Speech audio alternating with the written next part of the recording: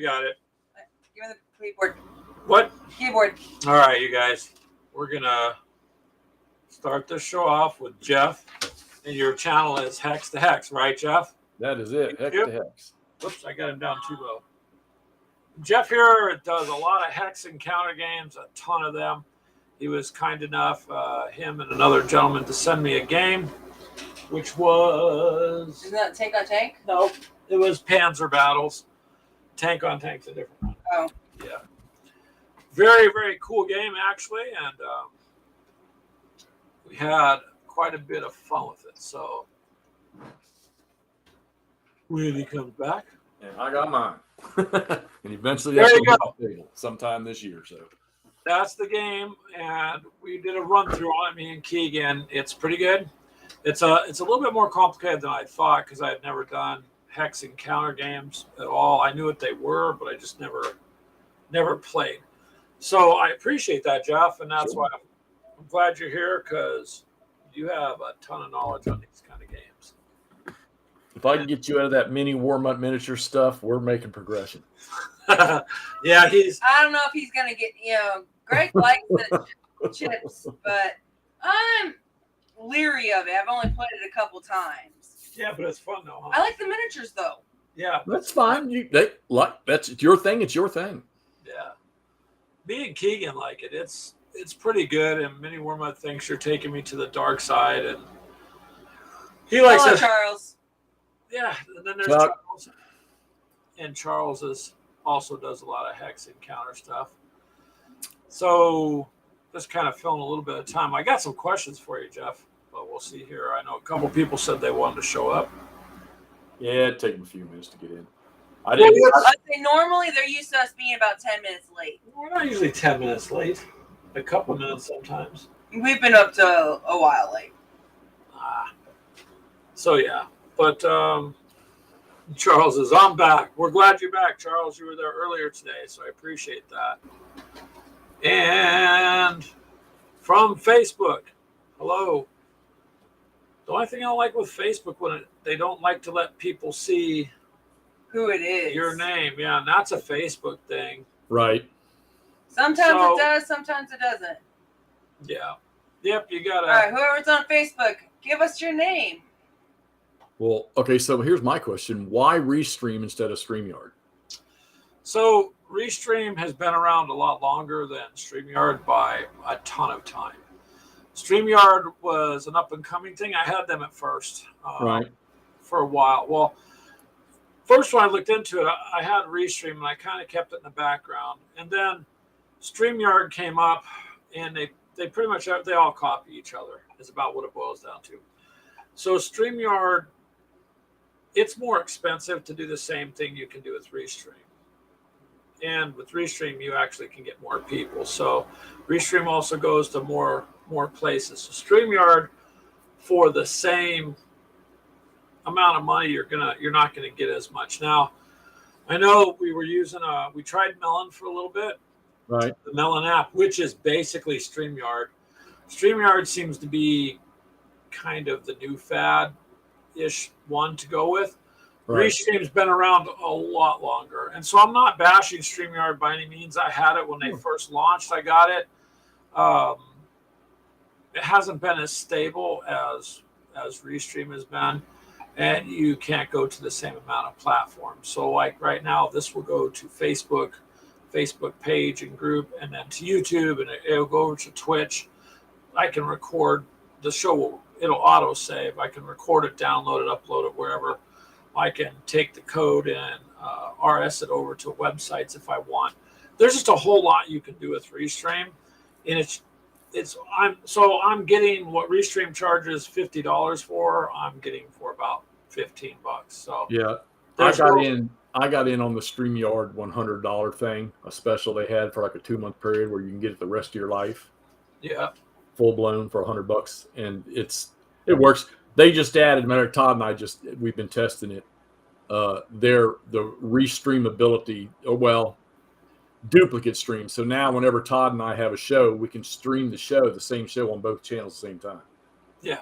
And we're liking that idea a lot because we do a lot of stuff together, and usually only one of us gets the benefit of it. So Yeah, so you can send it to different places. So if they'll let you do that, Restream is always adding new things. Right. Exactly what all they have now. They've added so much in the last 2 years that it's pretty insane. So that's kind of why I use it. I really don't need to pay, I guess, that kind of money.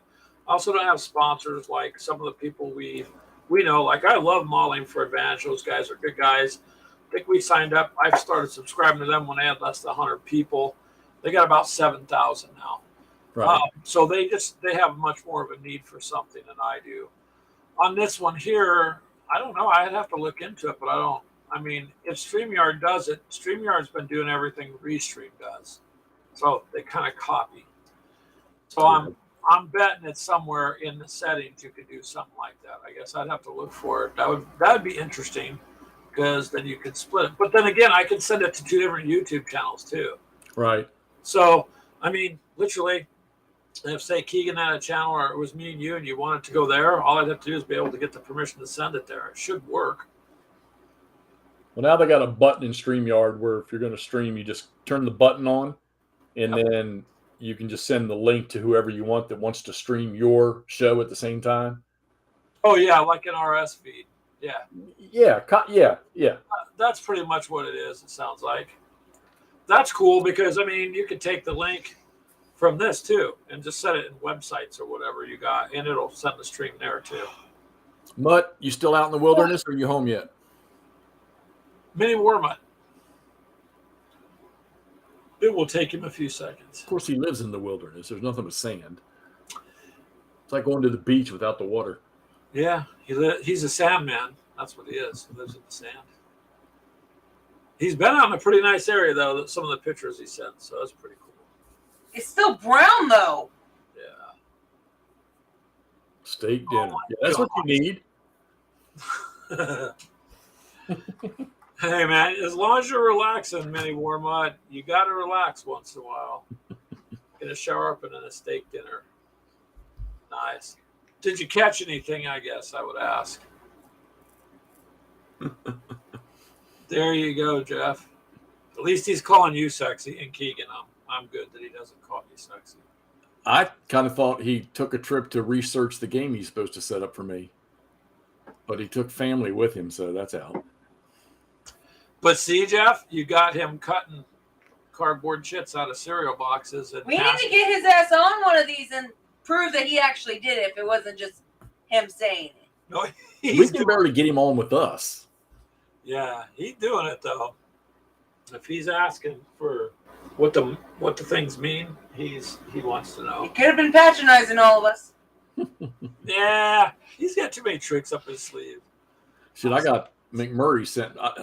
He sent me a bunch of videos I need to put together and post for games. Of course, McMurray, you give him a game, and we'll be on chat late at night, and he'll open the game, and then by the time you wake up in the morning, he shot 6 videos where he's played the entire game.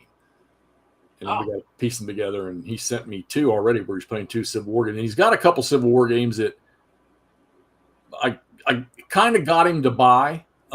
We figured it'd be right up his alley, and he got him, but he's leaving for scout camp for like a week or 2, and he can't play him, and it's driving him up the wall because he really wants to play these games. I'll bet. He was so desperate. He tried to get me to the middle of the day today to do an unboxing for him. I'm like, man, I don't do daytime stuff. If it ain't 8 or 9 o'clock at night my time, I'm not going to touch it. So I said, you're not going to do nothing with them. Open them up and look at them. Get all excited. Put them away, and then we'll do it when you come back. Huh? That works too. Well, your days are pretty much taken up, though, aren't they, Jeff? Because I'm just not. You get in a cycle where, Monday to Friday it's work, and then the first thing I do when I come home is pass out on my couch, even though I have the easiest job in the world, and then or I play golf if I'm playing in leagues, and then Saturday and Sunday mornings we start about 10 o'clock. I'm on the golf course till 2 or 3. So everything is nighttime for me. Plus, it's better. I'm winding down. There's, after I take my nap, I'm up till at least midnight. So from anywhere from 9 to midnight. That's, and of course, Todd and McMurray, they live in the Midwest. So there's no sense in me trying to get on early because they're not going to get on early. So it's just kind of it's sort of fed itself into that late at night thing for me, and it works better anyhow. Well, if it works for you to do it in the evening, then do that. I mean, we try. Sometimes we're up till late too doing stuff, but Yeah, because we get lost track of time because I'll be sitting there painting. Yeah, turn around and you go, oh my God, it's midnight and I got to go to bed. Yeah, you gotta be up at 6 I hours. climbed in my bed at 2:30 in the morning on a work night, and I'm like, what the fuck? Mini Mormon says he used the chits for bait, but the fish don't like him either, huh? He'll come around. He He's keeps hinting at buying a folio game. I wouldn't doubt if he's already bought one, just hadn't told none of us yet. well, you know what it is. He may have bought one. And he's too nervous to admit that he's broken in and done it. Let's see, so quite possibly, or he's telling us he's cutting these cardboard chips out, and then he'll present that game and say, "See, look what I made," and then you guys are gonna know what he's talking about. It's gonna happen. It'll happen one day because there's multitudes of things you can do in both worlds. I mean, I would say the advantage you have in minis is you can just get a wild hair up your ass and create whatever scenario of who's fighting who and where they're fighting it on a whim. Whereas in, historical war games, you don't necessarily have that luxury. You're going to play what's there. Yeah, you have some where you can create scenarios, but it's still going to be usually contained to that particular environment, like World War II or the American Civil War. So Yeah, I tried one time to play a Napoleonic game with an American Civil War game that was similar scale. The rules were different, but the map scale was the same and the unit size was pretty much the same. And was almost able to pull it off. And that was like a long, long, long time ago. But boy, that's hard to do. well, the Hex Encounter game you sent me, I mean, it's recreated the historical battles, and so you've got the exact amount of forces that were there at the time. So you got to make use of what you got and try to complete the scenario, because there's other scenarios we still got to do in there too. Oh yeah. Well, yeah, with historical environment. Yeah. Well, now your minis too. You could say, hey, you're doing where I guess you build things by points. You want a disadvantage. Okay, well, player A, you get to build something out of 3,000 points, but at player B, you only get 1,000 points, but you're on the defense. Oh, you also have fortifications. So I mean, you can, it's unlimited as to what you all can do on the miniature side. yeah. Some of the miniatures I like. I don't know. Like I said before, I don't know if you like anything to do with Zvezda. It is a miniature, but it's a hex game. So you're playing in hexes, a hex grid on the map. One miniature will represent, like one tank represents a company. Right. So kind of like your chits, but you've got a miniature. Of course, you can't stack them. You know what I mean? But right. To me, it's after just playing a little bit of Hex Encounter stuff, the very little I've done. And then the Zvezda stuff that I've always liked. Boom, that's right in the middle. You have a miniature that represents your forces, and then you're on a hex grid, and you're going to fight the way you can. But you also you've got to keep them in supply. You have X amount of ammo, X amount of fuel. You're marking these things off because the cards that come with it are laminated. So you have like a dry erase marker, and you're expending your stuff as you go. Right. So you best figure out what you're going to do. We need to get an Aliens game going too. Yeah, on the Aliens game, I want to do it too, Jeff. Because I got the Queen painted. I know. Well, we're going to do that. That's probably the only sci-fi one that I've said I want to play that one.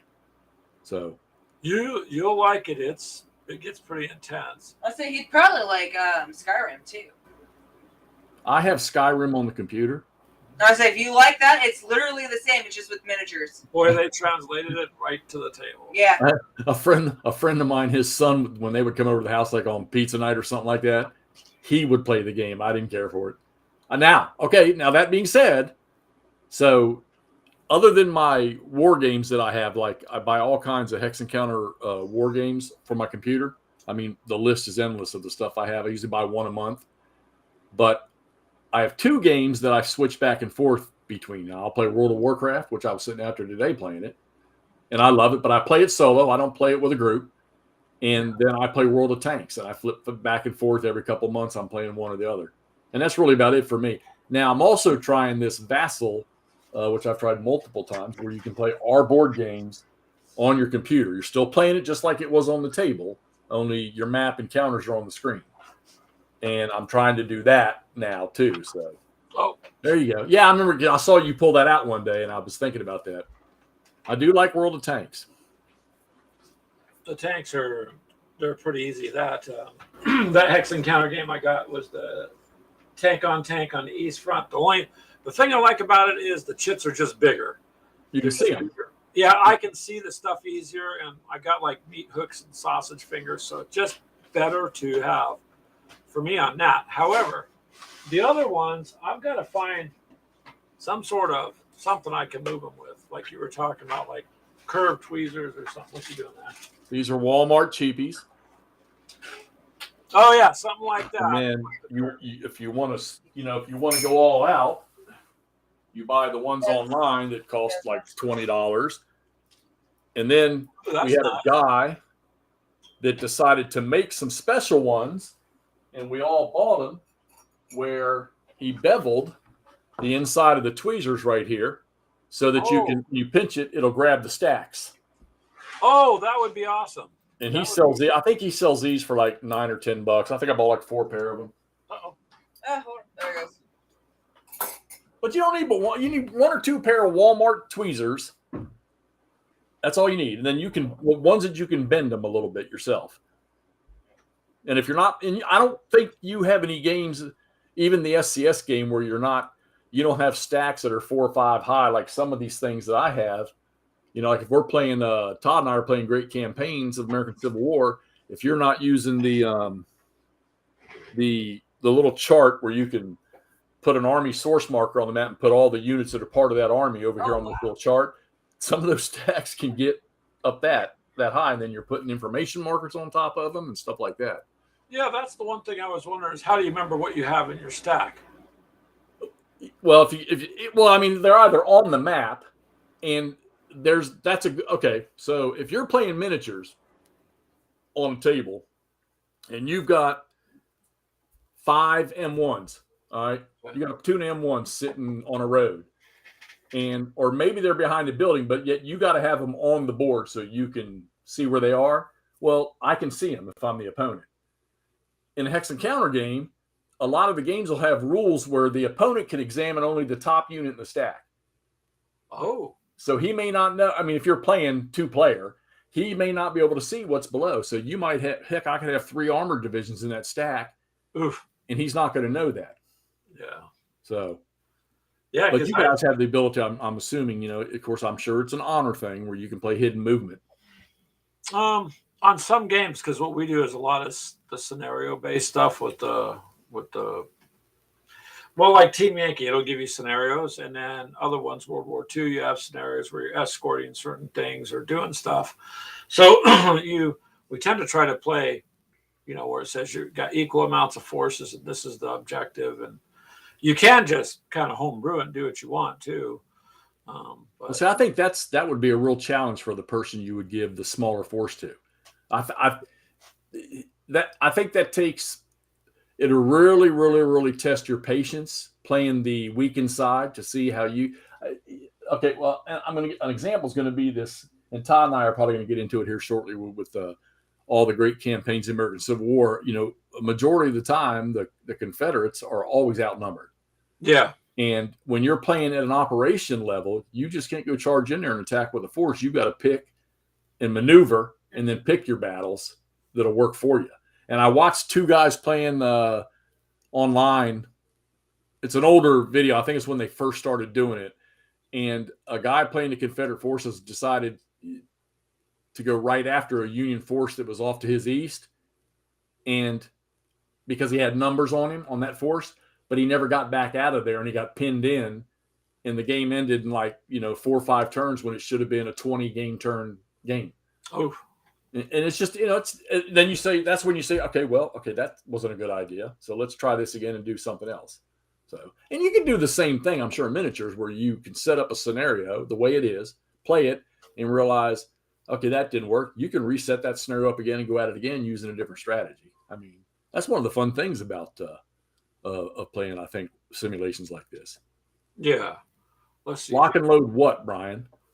Lock and load tactical, Nations at War, World at War, Which one? Yeah. or Lock and Load the tabletop? He Is there says Lock and Load tabletop rules or something like that? he's going to have you playing one of his American Civil War games with werewolves. You're going to play Invader and like it. If you and Murray think I'm going to do that werewolf thing, I got news for you. That won't happen with me. Well, You can lie to me, but the minute werewolves show up in a Civil War battle, disconnect. we're done. Yeah.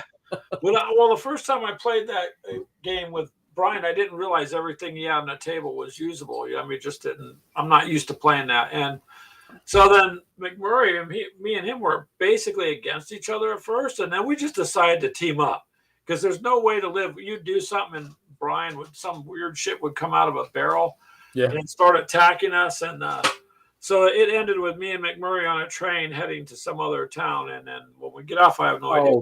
Brian, that's that Western one that you all keep talking. Is that the one you showed me the other day, yesterday or whatever? No, at the mall? No, it's a different one.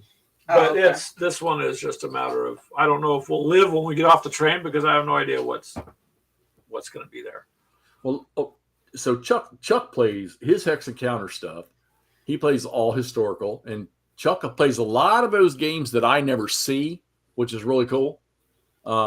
And he'll play a lot of topics of games that I won't touch. I mean, I'm pretty much it's World War I, World War II, Napoleon, ACW. Now I will touch Korea, Vietnam. Maybe there's some oddball stuff in there that I might. You won't see me owning a lot of games about the Prussians wars that they had. I have a few, but if it's Civil War, if it's World War II, if it's Napoleonics, I'm probably going to grab it. So. And I just keep a couple other oddballs. I mean, my God, I got bookshelves all over this place. I'm up to over 400 games now. Holy cow, dude. That's a lot. And Brian mentions Herman Luttman. That's one of the newest game that I started test playing yesterday, and I'm using Vassal to do it, is his new World War II game called Miracles at Dunkirk, which they just sent me an email a little while, said I can shoot some video and post it pre-production. So nice. See what's coming. So, but it's not the type of game I play. But I'm not gonna lie to you. I played 2 turns of it yesterday, and I'm like, oh my God, this is fun. Well, Brian wants to know if that's considered a hex game. That's all Herman makes is hex or area or point to point. So yeah, it doesn't count as a hexy game because I won't touch it. But I hear it's pretty good. Not my thing. Sorry. I'll play your Zombicide. I want in on that game if you play. Ashley's a zombie. I think I played twice. Once or twice. I think I played twice. I played twice. It's okay. I mean, with Brian, though, he wants you to just move along. Whereas you can't take a Hex Encounter player, put him in that game and say, move along, because we're too busy thinking of what our strategy is. And Brian, he don't like that. He wants you moving. And I get it. That's kind of game where you want to be moving along. Don't be jealous, Andrew. We can send you an invite too. He's in his cop car. Or no, he's headed out to scout too. Scouting the thing. It's going to be me and you, McMurray, pretty soon on that train. And all Brian does is giggle when I talk to him about it. So, hello, Tim. Hello, Tim. How are you, sir? Yeah, so, on the Hex Encounter games then, Jeff, I'm just curious, about how long have you been playing these kind of games? Most your life or? Funny story. My mom, we owned a 66 Chevy Impala. White on the outside, dark green interior, okay? Brand new car. And we'd go down to Falls Church, Virginia. Well, we lived in Falls Church, but we go down to the old Woolworth and Woolco to get my grandmother, maybe at lunch or something like that. So one day in the middle of summer, I had gotten some birthday money. My birthday's in July. I got some birthday money. And we went to they let me go into a game store. And I bought this game from SPI called I want to say it was called Grenadier. I can't remember. I think that's what it was. And I got in the back of the car, and then my grandmother wanted to go to a knitting thrifty type shop. Now it's about 105 degrees outside. And they let me sit in the car, and I was sitting in the car punching the little counters out of that game and never looked up. And when they came out after about 20 minutes, I probably lost 20 pounds sitting in that car. The sweat was just rolling off me. But that's how much I was into it. And then it just built from there. And, you know, of course, when you're a kid, it's not like you have money to go throw at that stuff. And I think it was Christmas one year, my mom bought me what I could, in my world, is the ultimate war game ever made. And that's Terrible Swift Sword, big monster game at Gettysburg. And I was hooked from then on in. And, of course, I went into service and I kind of faded, got off of that in the 80 and might have messed around a little bit, lost a lot of my games when I was moving from base to base and stuff. They'd ship them to the wrong place. And then I think it was 2 or 3 years ago, I was sitting here in the wintertime, COVID and winter, all right, not being able to really do anything. And I opened up my closet, and here was Terrible Swift Sword was the first thing I saw sitting on the shelf. And it was like, play me. So I got it out. The very next night, I was online looking through, well, I wonder what games I've missed being out of the system for the years. Oh, no. And I dropped $3,200 in one night to get 3 or 4 collections of games that were out there that were all out of print. Oof. And then it's been that way ever since. He'll be back. The mud will be back. He'll be back. He has. He's going to go eat dinner. There was one time we were gaming and he got his dinner delivered. He panned the camera. I said, "What are you eating?" He pans it back and there's all this Hispanic food. And I'm like, "Geez, thanks, man." So this game you're talking about, the Dawn of Zed or whatever, is it a zombie game? Yeah. Okay. I was like, that's the only one I could find. I'm like, it's it is. It's a hex game. Yeah. Herman Lutman's probably one of the top. He's probably one of the top 5 war game designers in the world.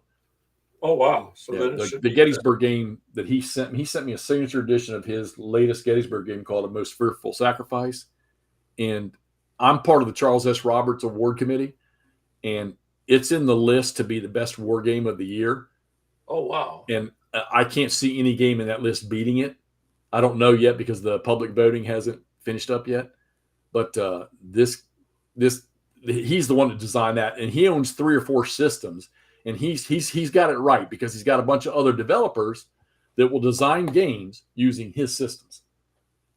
All these Civil War games that Murray just bought the other night are all from that one of his systems. Hello, Todd. Damn, that's pretty impressive then, Jeff. I mean, he's down in Nashville, Tennessee, Knoxville, Nashville. He produces very good games. Honestly, from what I see, looking up into him, it looks like a lot of fantasy. That he does do some war stuff. Is it the way he designs the games, Jeff, to be played like easy to follow, or the playability of it, or he can go to whatever spectrum you want, deep and detailed, or light and easy. Nice. And my preference, I mean, if you told me I had to eliminate either intermediate. I could only keep intermediate, basic, or advanced type games, and I had to choose one. I'm going to take advanced every time. Whether or not I play all of my big monster games that's never going to happen. But I want all the crunch I can get in a game. Yeah, I think the basic games are good to start with. So for me personally, getting people that were like in the video game world that didn't realize some of this stuff has transferred over to tabletop. Some of these games are just easier to get them into the tabletop game. Sure. But then as you get into it, games like one of the games you guys hear me bring up a lot is called Wings of Glory. And the reason I bring that up is the game can be played very basic or very advanced. And it depends on what you want to do when you open it up. It lets you. So if you have kids. There's one of the miniatures. Oh, yeah. If you have kids, and you want to start them on it, it's easy to start them on it. Jaden loves it. Yeah, and she would kill Keegan repeatedly. But they enjoyed that. And then you could add and add and add. It lets you add and add to it to where it becomes very complex if you want. So I just think for me to get people into it, I'm like you. I like advanced stuff, but like the Hex Encounter stuff, I didn't have any basis to start with. Right. So for me, it was better to just be basic kindergarten start on. I like it, so I'm going to expand on it. Oh, yay, more games. Well, the 2 games you got, Tank on Tank, there's your basic game. All right. Yep. And then your SCS game, because that series has 27 or 28 different games in it. Okay. There's your sort of transition somewhere between basic and intermediate. And that's just a well I had to do some thinking before I sent you that game. And I wasn't going to send you that one. I was going to send you a different one. But then I thought to myself, you know what? SCS is SCS. And you're going to get many different looks playing that game because of the scenario, additional rules depending on what scenario you play. Yeah. Whereas opposed to the SCS games I was thinking about sending you. So I said, no. And I had 2 copies of that one. I said, you know what? This one will be perfect. That SCS is SCS. The only one that I would not send you would be the one that Todd and them played, which is It Never Snows, and The Day of Days, the one Todd's playing right now with a guy up in North Dakota, because they're monsters. And this is where SCS shines through, because in the SCS system, you can have these small little games, or you can take that exact same system and have this huge monster game to play. So that's a big plus. And that system can just go on and on and on and on. So I think I sent you the right one, and I'd love to see you get it back up and play to you and Keegan, tearing that thing up again. Drag Ashley's ass into it too. Yeah, I got Ashley to try the simpler one, and I told her the one you sent me. Me and Keegan already went through the one. Right. So we're going to do one of the others. We're just going to do scenario. We'll get used to it. The smaller one, I just wanted to see the difference and get more of a feel for what I could do, because I didn't have any reference, no reference for it. So now I do, and it's absolutely going to be a game that can be played more. I like the way it's set up, but yeah, they're interesting types of games. That's why I was wondering, man, it sounds like you've been playing them your whole life, so you have a ton of knowledge on it. And yeah, it's funny too, because McMurray's picked up a bunch of these old Avalon Hill games, and Avalon Hill's kind of the forefather to all this stuff. And then SPI came along and changed the face of wargaming. But McMurray has been grabbing up a lot of these Avalon Hill games, and they're great play. I mean, even though they're old, you can smoke right through them, most of the games, and you can get enough knowledge out of them. And then, if you get to a point, like, I think if you get to a point where if you're playing Panzer battles and you get to a point where you're comfortable with that system, where you're not having to dig in the rules all the time, that's when your brain is either going to tell you, let's move up, or no, we'll stay right here. So, I mean, I think giving you SCS was the perfect start. But having tank on tank is even better. It worked, because it got me hooked on it, and it got Keegan really into it too. So DVD flat top. Play flat top. That's a carrier game. Yeah. The Mighty Endeavor, though, that looks pretty big, right? Yeah. It's SCS, and I'd love to see. Well, Chuck dug it out and was getting at it again, but that game's interesting because you could call it the second edition, so to speak, but they actually had that game where you're playing the Germans on the West Front and you're playing the Germans on the East Front at the same time. Yeah. And how they have it is the person that plays the Allies that are like the D-Day landings, they also will play the Germans on the East Front, while the guy that plays the Russians on the East Front plays the Germans on the West Front. That way, if you only have 2 players. So it's kind of interesting how that works. And you can play it by yourself, too. And you don't have to play the East Front at all. You can just play the D-Day landings and everything coming in from the West. Well, yeah, great design. I can see how you could play these against yourself. And if you did it without cheating and honestly tried, to be a hell of a game.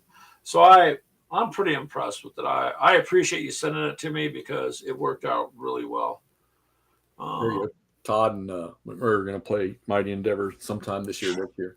Yeah, I was just one day cruising through last week, just looking through different games. I don't even remember what all the publishers were. Some of these things have hundreds of counters and hundreds of chits. And they just look like they're pretty damn big. And some of the games are $200 a whack, Okay, so hold on. I'm like, holy cow. Let me grab some. And I was just looking. So it's like, well, and McMurray SCS thinks is fantastic. So far, I like that system. I don't have any other systems really to compare to, but it's pretty good.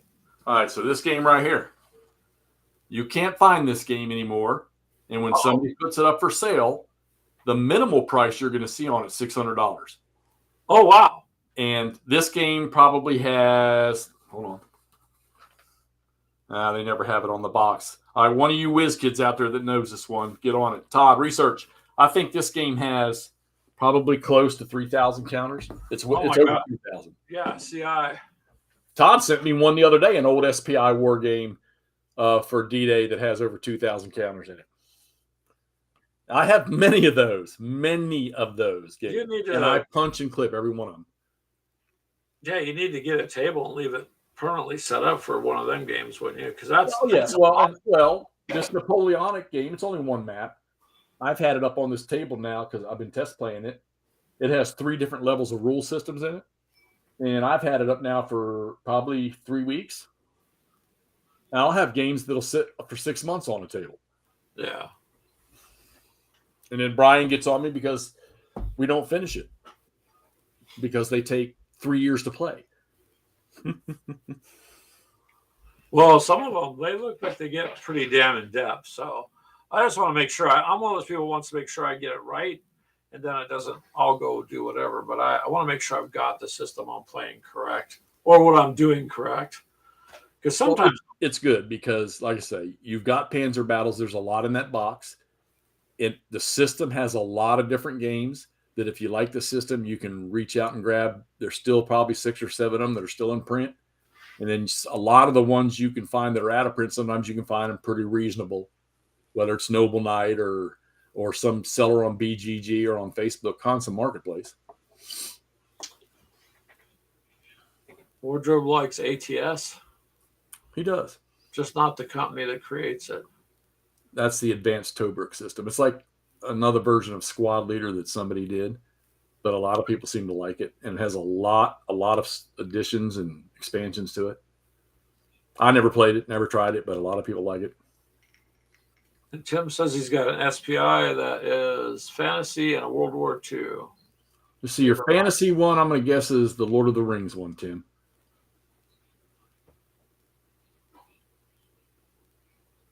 Yeah, and see, there's another thing too. Is so like Tim, he likes probably the hard mounted maps. I like the paper maps.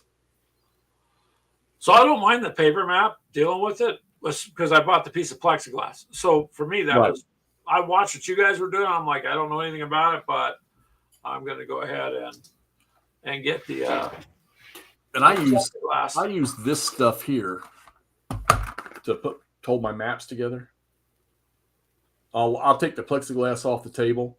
Oh, okay. Just get this stuff from Walmart and put it underneath the map put it underneath the map that's going to overlap, and then it just comes off, doesn't tear the map or anything. Oh, nice. I never thought about that. So far all I've done is take the map out, turn it over, or put the other map on, and I just put the. I mean, sometimes if they line up, I'll put them on there without using any sticky glue. Like if it's just 2 maps and they line up pretty good, and I can get the plexiglass back on there without misaligning them.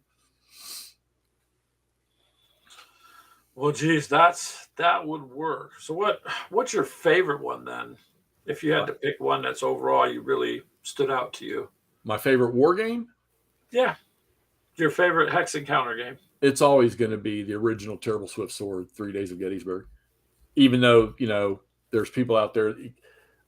So the great battles of the American Civil War started a long time ago with SPI. And it kept transitioning now to where over the years where it's been through 3 or 4 companies, and then GMT picked it up. And these are the guys I'm going to meet in Gettysburg here in July, some of the designers, the guy that oversees it.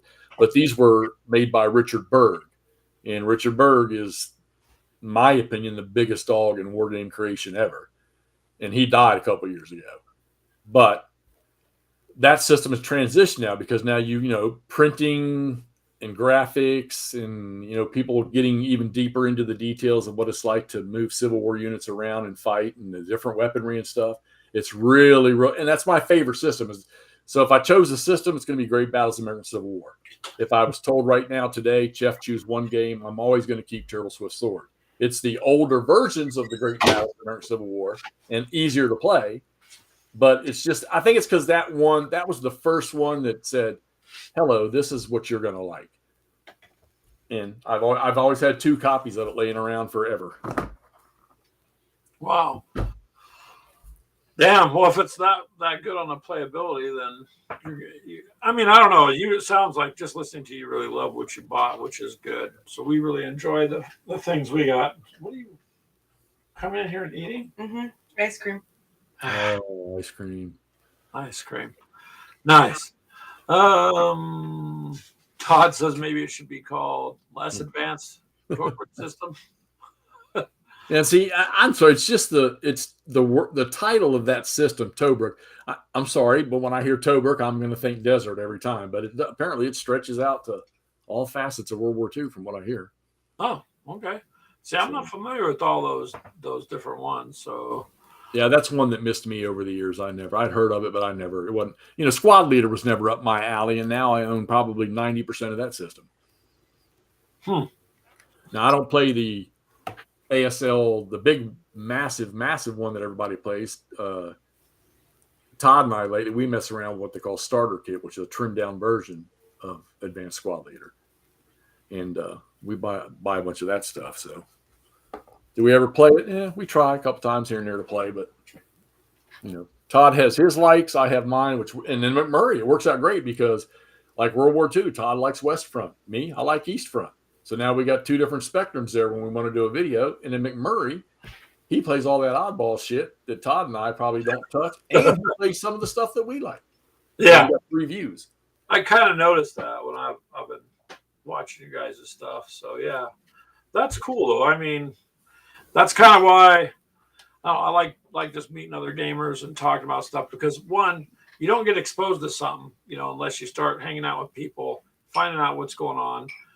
And just kind of getting a feel for it. Otherwise, I feel I would have missed out on a lot over the years if I wouldn't have talked to other people who've introduced me to games. So right, that's maybe I regret that I went to sleep on Wargaming for so long, because a lot of those games that I had, like the $3,200 I spent in one night, if I would have bought those games as I was going along and as they were being made, I might have spent $500 buying all that. So. But let me tell you, I tell you this, in the last 3 years, I guarantee I could have bought 3 cars with the money that I've spent on war games.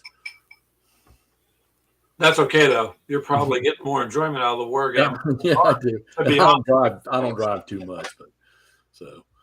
Yeah, but Jeff, we got to pay bills. We got to do all this adult stuff, and all that money gets thrown away on all this other crap. You may as well see, to me, gaming is something I enjoy. So you're going to spend the money anyways. You're not taking it with you when you die. Other people will fight over whatever's left. You may as well enjoy what you're going to do. Yep. Right? And my grandchildren know, don't come asking me for no money no more. You don't do nothing for me outside of that other than ask me for money, and now I'm going to spend my money on me. Yeah. So get jobs. Tim says that system doesn't remind him of Turek at all, but Panzer Blitz, Panzer Leader are fun. See, I think I have both of them sitting around here somewhere. No, I sent one to a guy because I won't play them. Panzer Leader, and they're very fun games, But it's like your tank on tank, only a little bit more to it than that. But I won't play them. I think I sent a box off to somebody. But they're great games. It's just not up my alley to play them. But then I never thought Squad Leader would be up my alley. So. Well, that tank game is probably for you is way too simple. For me, getting into it, it helped me get a basis of something of what I'm doing. Yeah, but sometimes simple can be a lot of fun. Yeah. Well, it's a fast-moving game. Yeah. Keegan can go through it fairly quick. It's not something that's bogging us down for hours at a time or something. So, which is good because sometimes we're limited on time. Right. I want to talk more about it and do a few more videos, but I also want to get to where I know what I'm talking about as opposed to just, random. Well, and if you're going to play a scenario, especially in a historical game, you can always Google the battle to get a general knowledge of what happened. So that when you look down at the map, you can say, oh, yeah, they attacked through here. And this unit did this and moved through there. And that's always fun. I'm not the biggest reader. I mean, I have a bunch of books, but I don't do a whole lot of reading. I mean, it's so easy to get answers. Whether or not they're accurate or not off the internet is one thing, but it's just so easy to get answers on the internet to stuff. So, but a lot of these guys, I mean, some of these people, especially these ones that create these games, man, the research that they do, the reading that they do of books and stuff. And I there's a lot of people that I communicate with that are in the gaming community that aren't designers, but they do get to play test a lot of stuff. And these guys are freaking, these are people that teach this stuff to military academies and things like that. And it's nice to get their perspective. Good bunch too. Yeah, because I kind of wondered how they translate stuff from a battle onto a paper map, like scale wise. Right. How far these weapons range works, whether it's a firearm or your artillery or whatever. They've got everything somehow scaled down to where it should work for those particular battles. So I don't know how they get to that point. I figured it would take an awful lot of knowledge on what was going on at that time to do it. Well, with your minis, you're doing most of the stuff you're doing is similar to the hex encounter. You're moving units, you're firing probably in some games specific weapons types, or just general fire combat if there's not specific types. You're taking casualties, eliminating units, disrupting units, or disorganizing units, and all those are the same aspects in hex encounter. The difference is I'm on a paper map or a cardboard map. I'm using cardboard counters. You're using miniatures now. So, okay, there's a game out there called Memoir 44. Been around for a long time. I've heard of that. I've seen that. Yeah, and it's miniatures on a hex encounter board, and you can put hex encounter tiles down to represent different terrain, in that, and it's very simple to play. Now, here's where Jeff gets lost. I'm so used to looking down and seeing a counter that has my strength number for attack, my defensive number, my morale or cohesion, my movement points, all on a cardboard counter, and maybe a little tank symbol. There, my little tank symbol is your tank on the table. Yeah. And the only difference is I can see the numbers right there on the counter. And now with the generations of games that are coming out now, they're making these things 3/4 of an inch to a 1-inch size counter where people that don't have the best vision can now see this stuff. Like this Napoleonic game sitting here beside me that I'm test playing, these are 3/4 inch counters. And I'm sitting 3 feet away and I can read the numbers on those counters. Whereas the SPI Napoleon game behind me on the table from 1980 or something like that, they're the original half-inch counters where you got to get in there like this and look at the numbers on them. Yeah. But hey, it's what they make magnifying glasses for.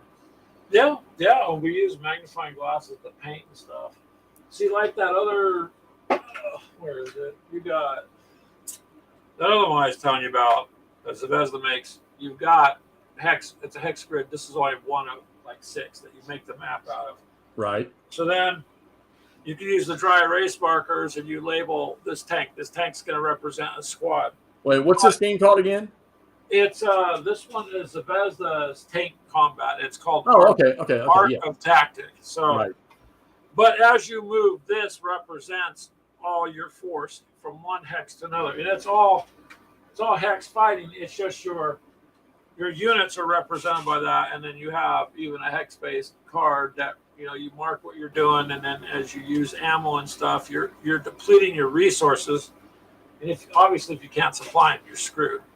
Right. So it's kind of interesting because that game to me, from what little I see of both worlds, it just sets right in the middle. Like it combines both. Right. Well, see, now that's like not all of these games, but like that one over there, the cannons, the artillery batteries, you have a counter that goes underneath them, a number counter of how many rounds they got. Oh, wow. And so, they start with 6 rounds. And when they use all 6 of those rounds, that scenario that I'm playing, there is no resupply. So once those cannons are empty, they're done. They're done. So, we're going to have games like that where you have to track stuff like that. It's pretty cool. Sometimes you play it, sometimes you don't. Well, Tim, I didn't know you played as many of these games. He seems to have quite a bit of knowledge on it too. There, Avalon Hill used to have actual generals and admirals giving them advice. That's cool. Yeah, they're right over the hill. They were right over the hill here from me. Now MMP is right over the hill here from me. So, Well, that's cool then. I mean, so the fact that you get to play test games for them, that's like I said earlier, that's pretty nice. Yeah, it's cool to see some of the new stuff that's coming out. Like I say, this one that I got from that's going to be I don't know who's going to release that, if it's GMT or not, but it's really not my kind of game. But like I say, I was playing it yesterday, and I blew through 2 turns, and I was having fun with it. I'm like, wow, this is weird. Oh, I heard. It's funny because the part of the video I was watching was before I got on here was where Greg was asking about that. No, now what you saw Todd and them doing was Vassal. What I was talking about earlier, where you can play your board game in a digital format. You're still playing it like it's a board game where you're rolling dice and moving the counters. There's no robot AI playing against you. It's just Okay. they made it for people that don't have the room to set up these games and stuff in their houses or apartments or whatever, or they got animals or kids and they just can't do it. So they made that Vassal. Okay. Because I was kind of wondering, I caught it when it came on, Todd, a little bit, and I was busy running around. I'm like, wait, Todd's playing a computer game, and so I just wasn't quite sure exactly what it was. Then I realized it was a premiere, because at first I thought it was a live. So then I asked the question, and I'm like, oh, wait, damn, this is dumb. It's a premiere. And I just didn't know. So yeah, they played that yesterday evening. What was it, Todd? I think they went about 3 hours. I was on. I listened to them. I was doing something, but I said I bring up the stream. They're using StreamYard, but they're just recording it. And okay, yeah. I was in the game room watching them play, and that's a game that me, Todd McMurray Ball played. I played the British Beach Landings. They're playing. Him and Steve are playing all 4 of them, the Americans and the British Landings. They're playing the big campaign. So that's going to take a little while, but that's SCS, the same thing as your Panzer battles. Same Okay, system. same game system. Yeah. Okay. Yeah, thanks for bringing that up, Wardrobe, because like I said, I just don't know a lot about the stuff. It's interesting. It's what I have played is fun, and I just want to continue to learn more. So long as Mini Wormut doesn't stalk me for that, I'm okay. Well, I watch you guys play Team Yankee, and you're usually hosting. Keegan and Ashley are usually playing. And let me tell you something. Keegan and Ashley do the same exact thing that Todd, me, and McMurray do. You'll come across something. Okay, I'm going to shoot at this guy. He's behind sandbags. Oh, wait a minute. What's the rule say on that?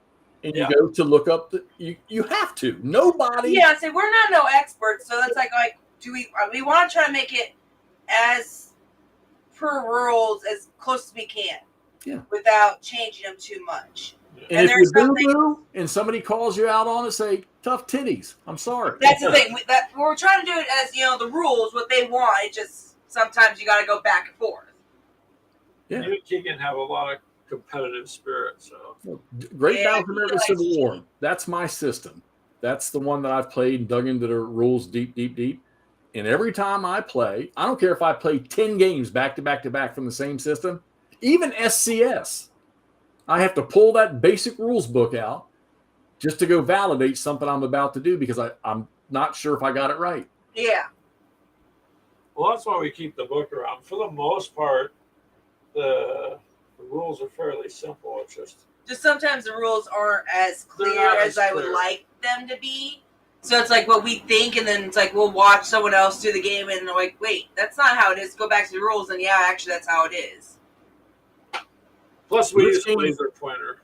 Well, the ones that spread out, not the ones you point at the wall, but the game ones. The higher you raise it, the longer line it draws on the table. We got that because when we first started, Keegan liked trying to cheat and say he was in line of sight when hide. he wasn't. Yeah, he would hide. Yeah. So we got that to basically give no more cheating. Well, there's no more question as to line of sight. When you shine it down, the higher you raise the laser, the longer it draws a line on the table. So you can go to the front of this piece of armor to the front of that piece, and you can clearly see if it can be seen. But there's no more guessing for an $8 game laser. Right. Army Painter has them. They're pretty cheap. They're $10 or less. So that's why he kept raising his hand. But yeah, that's interesting. You guys really get at it, though, the SmackDown. before the game is pretty. Well, it's like I'm like gun ho. I just want to get the game over with, so I'm like all my forces just go at it, and then he hides. It's like, what's the point in this? No wonder our games last 8 hours. Okay, so there you go. All right, here you go. General question. When you're playing it, and we'll give this one to Ashley here. When you're playing one of these things, is it, let's get in there and let's get after the combat as fast as we can? Depends on who I'm playing against. Like with Greg, I'll have to actually think about my moves. Keegan, I know he's going to hide in the back. Yes, Tim, I know I need to remember my infantry. So what percentage of when I you left play, all my guys up in the fucking buildings today. Yes, I know. what percentage of the game, when you play a tabletop miniature game, what percentage of it is let's move to contact as fast as we can, and what percentage of it is strategy? Again, depends on who I'm playing against. Keegan, it's straight into battle. Greg, I got my God, I got to think about what he's planning on doing. That's with any of them, Warhammer or Team Yankee. See, I'm always strategic about it. Now with like the Zombicide, the 2 games I play a lot. Well, I used to a lot of zombies up on the Xbox. So I was trying. The first game I played with it was trying to basically train them to find the things I needed. It didn't work out as well as I wanted. Right. Well, hey, that's to say, set it back up again and do it all over. So you find, I can see now. I'm one of those. I say that because that is a proper etiquette for learning a game system, and I'm the last one you'll see doing it. You rarely see me reset a game. I've seen Todd do it, reset a game because something just wasn't flowing right or didn't look right, or maybe he messed something up. Not me. I can't. I mean, there's probably of all the games I have, there might be 3 that I might play over again. I'm not good with doing that. Yeah, we just try to work around what comes up and then finish the game. But she's more gung-ho to go after Keegan. Keegan's more of a sneaky. And me, I'm more, while they're doing their thing, if I'm playing against them, I'm more strategizing. I don't never just charge in. I try to think out what I'm doing while they're doing their moves. Greg's the one that will launch things from a distance. Depends if it's beneficial. Like our artillery is beneficial. When we would used to play, even on the Xbox, you would launch grenades or use the grenade launcher and launch them, and then you would, people would get mad. But that's what a grenade launcher's for. Is to use. Yeah. Distance fighting is always more efficient. Greg likes to go for the distance. Well, that's what I liked about being a scout in the Army. I had weapon systems that I could fire from a distance, or I could just call in support. Yeah, so why go face to face or toe to toe if you don't have to? Because if I get smoked, now you no longer have your eyes. So yeah, that's true. I say with like the Warhammer stuff, the couple times I did go against Greg, he did not like my guys. He kept trying to get them off before they can even get halfway to him. You play all the creepy stuff. My stuff kills. It's creepy. And at least, my guys like to kill for me. I think you gotta sell the one guy that refused to work for you. I would like to paint some of those figures, but I don't ever want to play that game. It's just not. Yeah, some are interesting, some are more difficult than others. Well, do you all have so do you have a rule set that you have not opened and learned yet that you're just dying to learn, you just can't get around to it? I don't think we do. I think we've played at least all the games we have here at least once. The only one I haven't played is Star Wars Legion because still painting on that. With our games, if they need paint, I'd rather go and have the miniatures painted than go and not. Well, how many rule systems do you all play generally? So there's a different rule system for Well, you got tanks and then you got Team Yankee. Those are different. Flames of War is Flames a little bit the same. You've got. You all play Flames of War? Yeah. Do you have any videos of that? Not yet, because Keegan's got to finish what he's doing. His guys are basically naked. Oh yeah. We have not gotten to do videos of that because, like the rest of the people in the group, like Clint, he wanted to do BattleTech or Alpha Strike. So that's a different rule set. And then different types of tanks rule sets. And then you've got different rule sets and how things are played for Kill Team, how they're played for Warhammer. And then boarding action. Boarding action is a little different. And then we got some naval games that we play, which is Oak and Iron and Sails of Glory. And then some aerial games. Those, I believe. And some aerial games. So the only rule system we haven't opened up and played Oak and Iron's one I think is going to be Star Wars Legion. So I don't know exactly how that plays. Okay, so what do you prefer? Sci-fi, fantasy, or historical? I prefer sci-fi. Yet, I always see you playing Team Yankee, which is interesting to me. Because I don't want to be behind the camera. I used to write scenarios in the military, and I didn't even know that I was doing it for officers to do training. Yeah. And I did not know that they were using Team Yankee, original versions, I guess, back in the day to execute. I had no idea that they were using it. And it just strikes me out because every time I turn you all on to watch, it's probably just when I happen to catch you all doing it live, you're playing Team Yankee. Yeah, because we played that a couple times since March, before, and then when we went to March to Victory, and then after. So why Team Yankee? Why not something else? Because those are the only ones Keegan has a chance to beat my Russians. No, we do have because he can go and basically just bombard me with his little Hummers. Yes. We do play a lot of, or used to play Gale Force 9 tanks, which is all World War II that we have. So the World War II to me is fun. I like the historical stuff, but I like sci-fi and pretty much about equally. So that's why you'll see us play Star Wars sometimes or Aliens, but then we'll turn around and play something like World War II or we'll play tanks or something. But what was I going to say? With the Gale Force 9 tanks, all of our World War II stuff, we all kind of have the same forces. Like I had the Germans. I always played the Germans. I just liked their equipment. They always had. They did, regardless of what politics aside and everything. They just had the better equipment. Ashley's always played the Russians because she just always liked the Russians. Hell, I came home one day and a package from eBay came, and it's in that filing cabinet back there. Is a white female Russian officer's, so she could don it while playing the games. And Keegan's, of course, Americans, their equipment was just crap in World War II. The Shermans were just death traps to begin with. And, it was a terrible loss on the end. So, I don't know. I think Keegan likes playing Team Yankee because it's more modernized American equipment, which is a lot more superior than it was from World War II by a long shot. Right. So he can get by.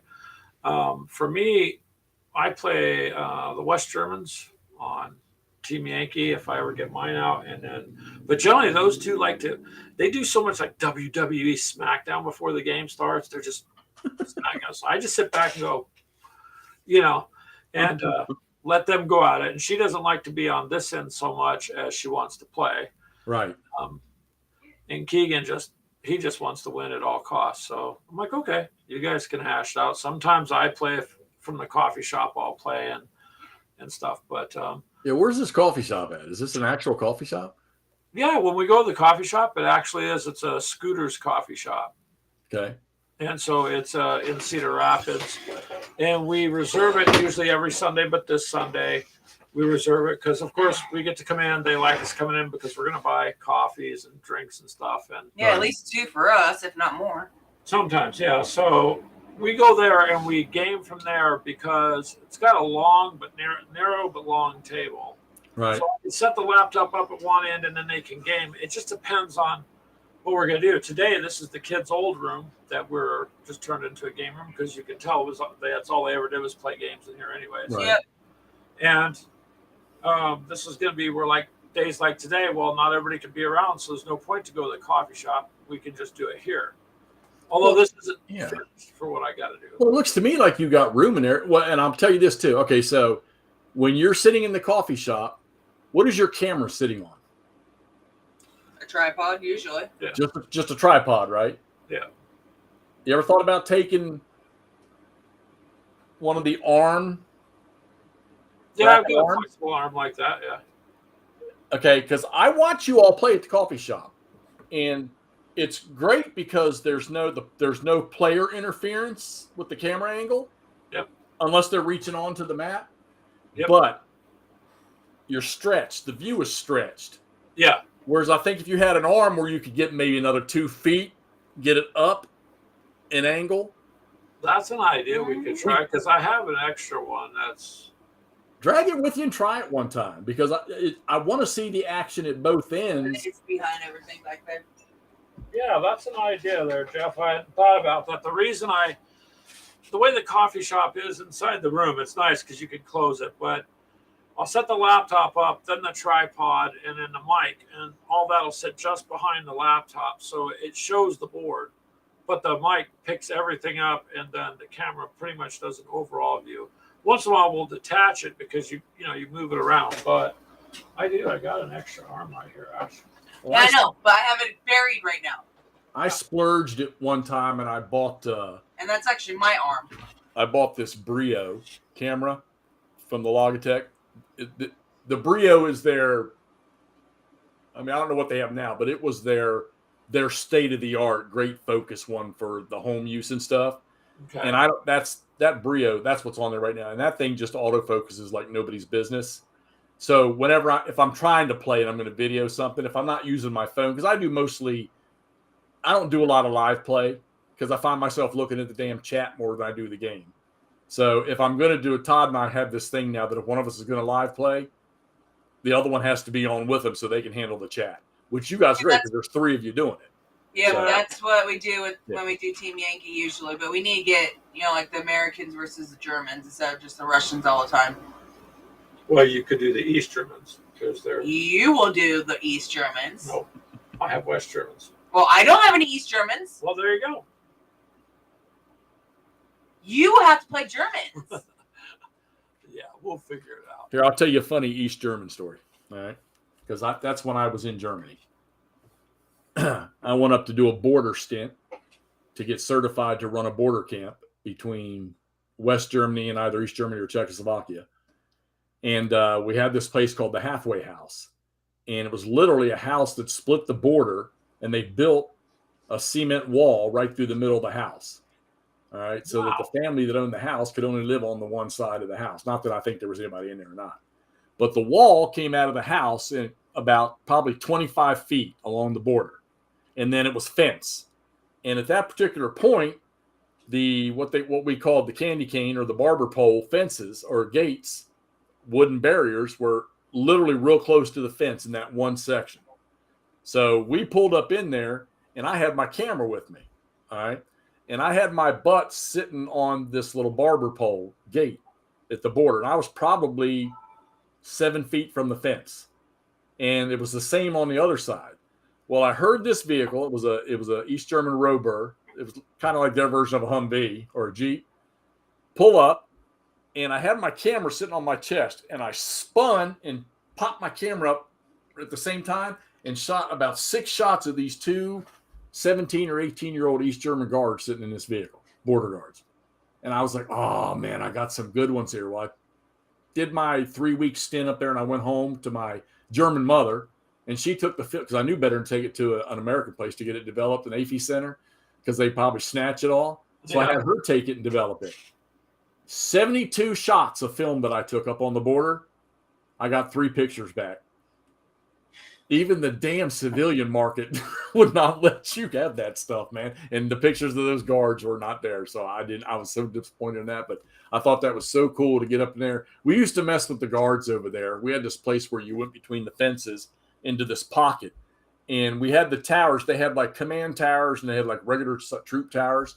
And this one little pocket you drive in, you literally have to back out. There's no place to turn around. There's a command tower sitting there because it can see a whole lot of different points of the fence. So I had this driver. We had these Mercedes Jeeps, and I had this driver. His name was Garfield or Garsipe, but we called him Garfield. Garfield. And he had just bought a brand new ghetto blaster, one of these small ghetto blasters with the big antenna that pops up on the side. You elevate it. Yeah. And we rolled up in there, And he got out on the front of the Jeep, and I said, Garfield, I said, man, come on, we got to mess with these guys a little bit. I said, point that thing long ways at that tower, put the antenna up, and then get down there and turn the knobs like you're taking readings on a device or something. We were there 30 minutes doing this stuff. Usually there's only East Germans on the border. But in a 15-minute burst, I saw Russian officers coming in and coming up this tower to get a look down and see what we were doing, right?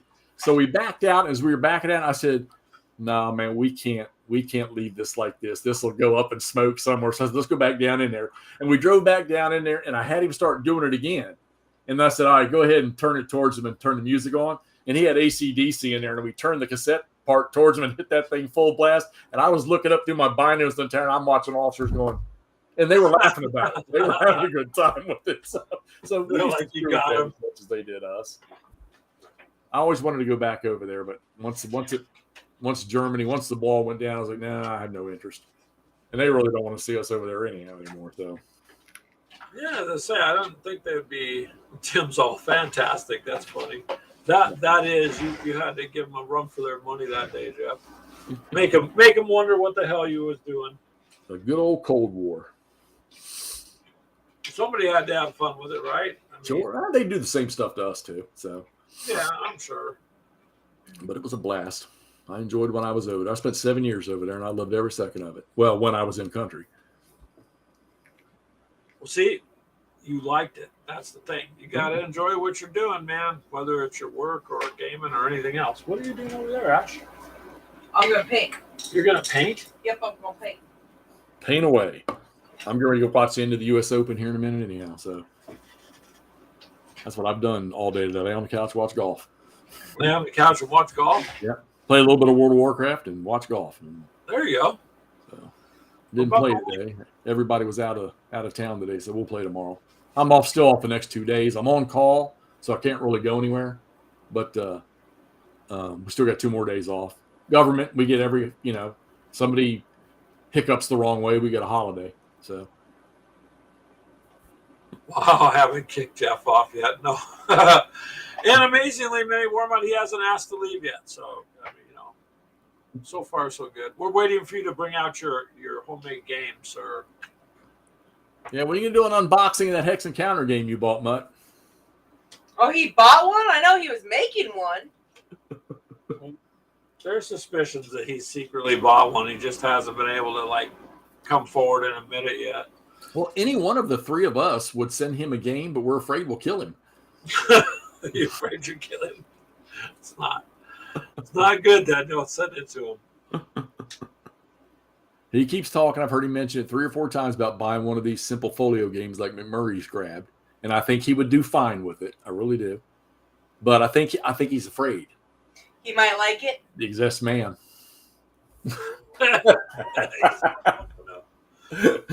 What about the zombie one though? Mini Warmont, Jeff said. That's what he said. That's one he's interested in. Yeah, so that's what I'm saying. Does it count as a hex game? Well, yeah, it does. And there's also another one that just came out about 6 months ago. It's kind of a Third World War game, but it has werewolf forces in it and zombies in it. But it also has your regular military equipment in it. And I've seen Mo and Kev Sharp, Big Board Gaming, playing it live. I don't know how much kudos the game got, but those guys seem to like it. I can't think what the name of the damn thing is now. The Long Road, I think it's called. The Long Road. Look that up, Ashley. The Long Road. The Long Road. He wants you to look that up. I think it's a game called The Long Road. And it's Hex Encounter. Okay. Where'd your phone go? Over there. There you go. Almost The dead. Long Road. She's going to look it up. Well, I mean, if it's using, all your equipment and it's also, you're blending both then. You're blending sci-fi with real world stuff. So it's probably going to be pretty popular. Yeah, I mean, I think you all, something like that. I think the Dawn of the Zeds one would probably get you all going. It's like I say, it's just that question of, do I want to play something historical or do I want to mix it up? You guys seem to like either. So I like either, but I kind of want to delve into a little more historical. That's kind of just where I'm at. You mean the long drive? No, I'm pretty sure it's called Long Road. What is that? Oh, you know what? I can't see what she's. Let me go to BGG and see if it comes up like that.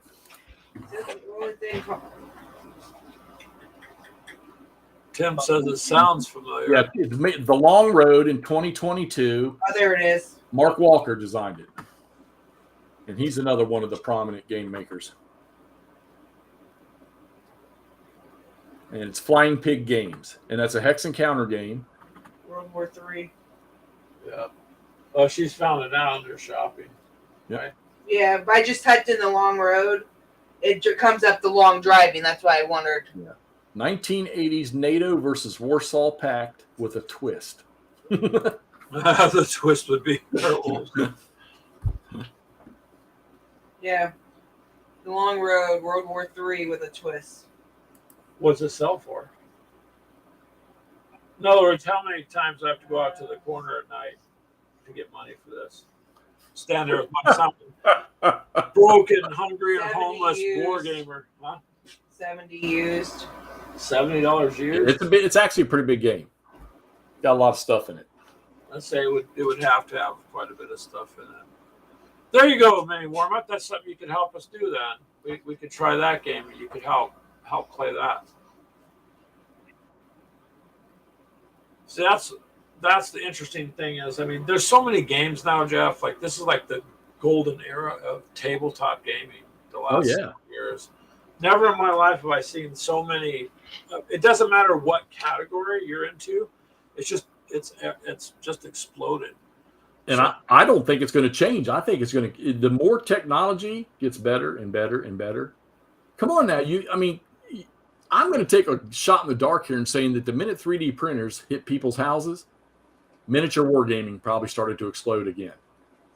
Well, yeah, especially now a lot of the D&D people, because you had a lot of, at least people I've talked to doing D&D, now a lot of them more and more are using miniatures on a table while they do their maps, as opposed to just all sitting around and doing it, that way. So I've just seen a lot more, even in the game store for it. But 3D printing is just, that's what all this stuff is. Keegan does a lot of 3D printing. And I don't know, you could do it much cheaper yourself.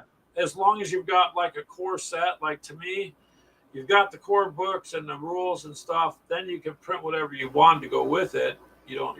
But then what's that going to do to game companies down the road? I go down to my local gaming store here, and I try to go in every month or two and spend a couple dollars just to support them. They pretty much only carry GMT games when they get their shipment of GMT games. So like if there's one that I didn't pre-order, maybe a month down the road or two, I'll go and say, what the hell? I might as well add it to the collection. I'll buy it for them because it's the same price as it was from GMT. But they have a great big game room in the back, and that thing has always got people in there playing. But they're playing Magic the Gathering. They're playing Warhammer or some fantasy sci-fi stuff. Nobody plays war games. See, in this country, it's mostly sci-fi because I talk to people, across the pond in the UK and all that area, and it's all historical wargaming there mostly. Here, well, Warhammer's big there, but everything else, it's all historical wargaming. In our country, it seems like it's pretty much more it's fantasy, sci-fi than it is historical gaming. Because our local game store, man, you walk in there, they got shelves of Warhammer and Age of Sigmar, and they do Magic the Gathering tournaments, and all that's good. But if you try to buy like anything like tanks for wanting to play World War II, there's just this little tiny section, and even now there's really not too much D&D stuff either. It's a small D&D. There's a small little section. He has that one wall though. Yeah. But what I'm getting at is even the local shop we go to, it's more or less sci-fi fantasy stuff. Right. Yeah. Well, I got to figure that's probably the larger percentage of all of them around this. Yeah.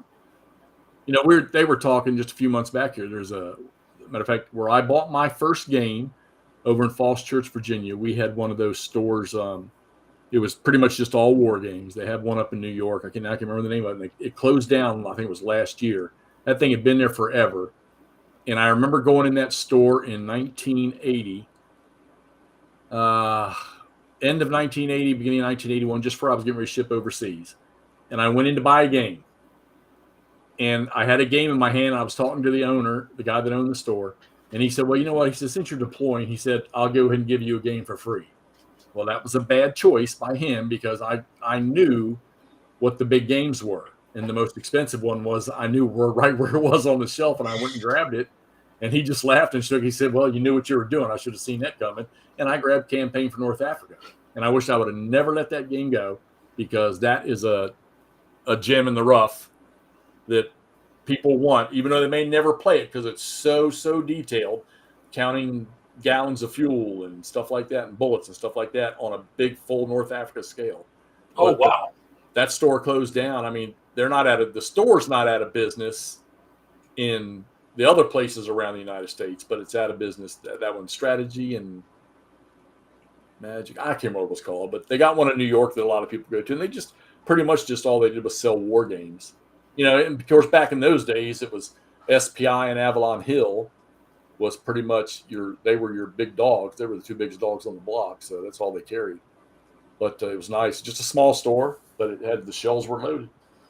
Then they had one over here in Chantilly, Virginia, a while back that carried a bunch of stuff, and it disappeared. So, Complete Strategist. Thanks, Todd. Oh, is that it? Yeah. Yeah, that was the name of the store. The one in New York City's still there, and I think there's probably a couple others around the United States that are still running. We try to support our local person as much as we can. I mean, there are times I've bought some things online because there's a $20 or $30 difference. But if it's $5 or even $10, most of the time we'll just buy it at the local store. Yeah, and they're selling them for the same, the non-pre-order price that like GMT sells there. Like if there's a game at GMT that costs $85, it's going to be the same price at the store, $85. Only now I'm not paying shipping. Yeah, so you may as well get it. Yeah, and it's literally on my drive to work and on my drive to home. It's 20 feet or 20 yards off the side of the road. So, well, you may as well then help support them. I mean, and I do, but there are other stuff now. They're painting and stuff like that. Ugh, expensive, but they're big. Flames of War, Bolt Action, Warhammer, all those things, Sigmar, Warhammer, all that stuff. I mean, the store's probably 60 feet across by 40 feet deep on the inside, which is actually pretty good size. And I'd say that 80% of it is all tabletop stuff. Yeah. It's getting big. It's just a lot. I don't know. Supply store. What? Tim, he used to buy his game as the office supply store. Oh, wow. They did carry the games back then. Well, I mean, Barnes & Noble has a few games. I'm going to use the bathroom. I'll be right back. All right. Sorry, Todd. We're not trying to tie up Jeff too long. The Napoleon General game. Yeah. See, I would like to get into some of that stuff too, Todd. But one thing at a time. Greg's brain is overloaded with too many different rule systems, I think, and that's probably our undoing. Is Mini Wormut.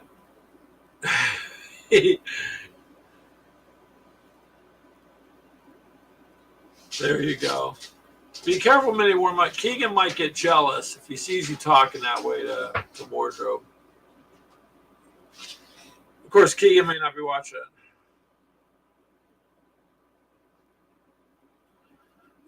That's true, Tim. Sometimes you don't see people playing a full war game. But you know what's interesting is I will talk to people who say, I binge watched 10 shows of blah, blah, blah on Netflix, right? 8 hours. Or they sit and they'll play Xbox. I've got an Xbox, so I mean, I've done that in the past too. You can sit there and play 4, 5, 6 hours. But then they don't have enough time for a 2-hour tabletop game. So I never could figure that out. But they could sit, in front of Xbox. And do you see the Xbox now you can turn on like a safety thing so that it reminds you to get up and use the restroom and to eat and to drink. Because that's how much people get into the gaming. I mean, I've gotten into gaming like that before. I mean, before you got me really into like the painting and the building of the miniatures. Well, I would sit for 18, 20 hours on the video game. But that's what we were talking about, Jeff, is people sometimes they They'll say, I can't do a tabletop game. It's going to take 2 or 3 hours. But they'll spend 8 hours on Xbox Live gaming. I'll spend 8 hours playing World of Warcraft or World of Tanks. Yeah, but I'm telling you, I have people tell me I can't do the tabletop stuff. It takes too long. But they'll be on 8 or 10 hours on Xbox Live. And I'm not knocking that, but if you got time to do that kind of gaming, you could probably do the other too. So your dog's barking because you started painting. Yep. So Quit the barking. Come on, Jessica. yeah, I agree with you there. That's why he's barking. Go. Todd. Yeah. The whole social media thing. I mean, I have the groups on social media, and I'll do that. I post a little bit the last couple of days, but generally I don't really care about it. For the gaming, I do. Well, what kind of schedule do you and Keegan keep as far as like work wise? Are you both daytime workers? Well, so my work schedule ends before his. I start. He does construction, so it bounces. Right. And sometimes he won't get done until 7 or 8. Now, I used to do that for 30 years, but I busted up my back. So now I'm just stuck in an office. So I have more regular hours. Right. And then we also try to do things like more and more we're trying to catch Chris's show Wednesday night. So we try to catch that. We try to catch like Frost and Fish show. Hold on. Oh, wow. I know, of course. Come on. I know you're a pup, but quit it. He's by the door. And we try to catch like Frost and Fish shows Friday night. Then we do Sunday. We try to game during the day at the coffee shop or here, and then do my Sunday shows. So the other stuff I'm trying to work in between that. And then, of course, if you got kids and family, you just never know what's going to come up. Right. So that's my thing too. Is I try to structure things a little bit, but. Let's just say Keegan don't get off till 7 one night. By the time he swings by here to do a round, it might be 7:30 or 8, and then he can do his turns. So we're trying to figure that out because he wants to go back and do scenarios too in that Panzer battle. Well, I'm saying if you all could ever tie down a nighttime period, because prime time for me with gaming or online is Eastern time. 8 is the earliest. I prefer 9 to midnight. Because I don't go to sleep till after midnight anyhow. But if you guys can ever tie down a period like that, and it doesn't matter what night it is, I'd be more than happy if you want to stream it or just whatever, even private stream it, get on and go through SCS with you all. Okay, well that's something we could do at night for a couple hours, like 9 o'clock to 11 or something. Right. Just generally get up about 5:45 or 6 in the morning, because the kids, I do have my daughter's kids that come over about 6:30, and then they're not going to let you sleep anyways, even if you wanted to. Right. If they get on the bus, they leave from the bus stop over here, and then I go to work. So, yeah. Now that it's summer, though, they're going to be all day here with Ashley. So, evening time's okay. Like 9 to 11 is a good time to do stuff. Yeah, so I mean, if y'all come up with one, just give me a couple days' notice that you're going to do it, and I'll be more than happy to. I mean, Todd and I have done that many times. So with McMurray also, McMurray, he's a strange because he mostly works at nights when he works, so we don't get to spend as much time with him. Him and Todd are they set up a game that they're trying to play, the whole Operation Barbarossa, and it's a great game, and they got to setting it up, and I think they might have spent another day organizing, but now I think they figured out it might be a while before they actually get to play because of schedules. Well, and I'm a solo gamer. Most everybody that watches my channel knows that. So it's just easier, I'm gonna go up to Gettysburg here next month because 2 game systems are going to be up there. That some of the players and designers, people that I want to meet, or people that I want to revisit again that I haven't seen in a while. But I know that I'll go up there for a day and I won't play. I'll observe, I'll shoot some video, I'll talk. And then I'm going to come home because I know I won't stay up there. And then I'll wait 3 or 4 days. They're going to be up there for a whole week. And then I'll go back up to see how they've progressed. He's talking to you as a curb your dog woman. Fuck this curb your dog meme. What do you think it means? Keep it in check. Throw it at the curb? No. That's too expensive. Well, what do you think there, Ashley? So we could get on and learn the rules one of these nights, like between 9 and 11. Me should drag Mini Warmut in here too. You should drag him in when you're playing tank on tank. Mm-hmm. That's actually a nice, easy game to do. And that's less than 2 hours, Mutt. Mini Warmut says the dudes I watch, I won't name names, never finish a hex encounter game.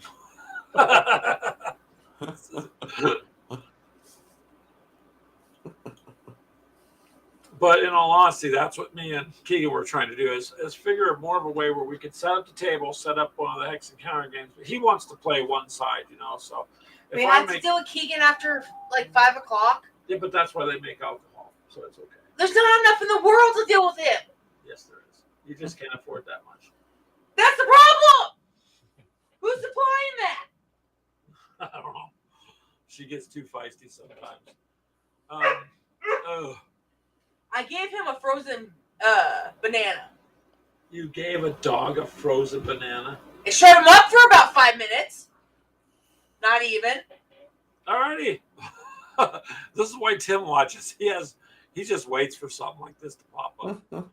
Sorry, Jeff. Frozen banana. See, I guess you guys learned something, but I don't know. Well, I can't find his bone. For some reason, I'm wondering if Dylan maybe took it with Diesel stuff.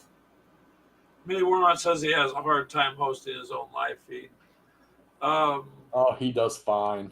You do a good job. And he does his games with sound effects. Well, okay. To his system's benefit, his map is easy to put on camera. Yep. Which is great. Most of the stuff that I played, not possible. Not so you can actually see. You might be able to see me moving the counters around, but you're not going to really know what they are because you can't get the camera unless I do it like some of these guys. I don't know how they do it, where they handhold the camera while they're playing everything. I'm like, man, there's no way. I've tried that. It's too hard to do, and it's too hard to keep everything. Because if you move and you talk, you just happen to move, you're going to move the camera with it. So I'd rather just stationary the camera. Although we do have one of those other arms. I'll try seeing if we could do that. Might just have to get a USB like extender connection for the camera because they don't tend to come with very long cords. Yeah, well, this one I got running across the room, I think, is a 6 foot or so. Yeah, we could do something like that. Mini Warmut says he wants to focus on hosting the games. There you go. He does a good job hosting the games, though. Mutt does a good job. He does a really good job. And he actually, of all of us, he's really the only one.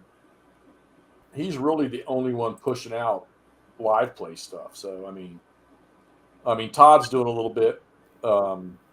Well, Todd's the last one of us to do a little bit of that. But now he's playing, like I say, using Bassel, playing with LBW Steve, Steve, he owns a local gaming store up in Fargo, North Dakota. Oh. So I bought a few things from him. But they're playing, but they're recording it. They're not playing it live. But then he's just posted it, and everybody can see what's going on. And then I go in, just sit, chit-chat, and, if I can help, I can help. Because I like that system too. So, see, Warmut, Tim says your stuff is fun, and yeah, 2 cameras you can swap back and forth. I could do that. Generally, it's just from the coffee shop. I'm using the laptop, so you use the camera on the laptop, or I can take another camera and we can do that too. It doesn't matter because the studio software will let you do that also. I think we use Loggy Capture, most of us. Use what, Jeff? Loggy Capture. Oh yeah, the Loggy Capture for the cameras. So I use mostly just either the built-in streaming stuff from Restream, but I also use OBS. Yeah, I have OBS. If I'm going to play a game on my computer, a computer game, I have 3 different setups for OBS, and that's how I'll do that if it's just me playing. Yeah. But lot easier. Just depends on what you want to do. I'm looking for. I want to get another smaller camera. Like I bought one that we used earlier, and that's pretty good. But long ago, I found one that had a lens you could adjust. But then I haven't found one since then, and now it's just no good anymore because there's too much yellow in it. The camera's just going bad. Right. Like I said, I splurged on this one. I want to say this Brio was a couple $100. Might be cheaper now, but it literally has no focus issues whatsoever. Well, that's good. And it has a 90-degree where you can expand the picture out to like letterbox almost, if you want to. But it covers it's not letterbox, but it'll give you a 90-degree field of view if you want, and then it has more of a landscape shot, right? Yeah, but it covers the whole screen, so it's been useful to me. And wait a minute, hold on, let's see here. Cell phones are okay, mini warm. Yeah, see, I can see your board there, your whole table, and then I can just see I can field of view without even touching the focus button. Oh wow! So, and it does a great job. And when I get it down in there on the board, even with the plexiglass, it still focuses really well. But like I said, I don't really do anything live. And then when I'm shooting videos, I'm using my Samsung phone because the high def in them phones is unbelievable. Yeah, actually, what I was considering is just, and it might sound crazy, is just add a separate phone to the plan, but only use it for the live streaming and games and that stuff, not because. Oh, you have to buy an expensive freaking phone. Well, I tend to get too many incoming calls or notifications, and it annoys me. So yeah, well, I keep a couple extra cell phones around here, and I have one that I call my camera phone for shooting videos, and it's not an activated phone, but it doesn't matter. It connects to my Wi-Fi here in the house, and then I just upload straight from the phone to YouTube. Jeff, mini warm-up's got to get off to get ice cream with the girls. You all take care. He sent you a kiss, though, Jeff. Yeah, I'm getting ready to go too because I'm going to go try to catch the last few minutes of this tournament. So, well, go ahead and catch the last few minutes. I appreciate you coming on, Jeff. Sure. It's nice to sit and talk and stuff. So yeah, you started a little bit of an addiction, and I'm helping you spread it around. But I just need more knowledge. Yeah, I'm ready. Whenever I say, just send me whenever y'all get the urge, and let me know about the aliens thing. Yeah, well, if it's in the evenings for you, is 9 o'clock a good time to start the game? Yeah. I mean, that's better for me. You're not going to get me on a weekend during the day. So, what's a better night? Is a Saturday night a good time? Yeah, I mean, doesn't. I don't know. I mean, most evenings don't matter. I mean, if I would rather not Monday or Tuesday night, but if there's just no other night, that's fine. Because usually I'm burnt out from playing golf. So,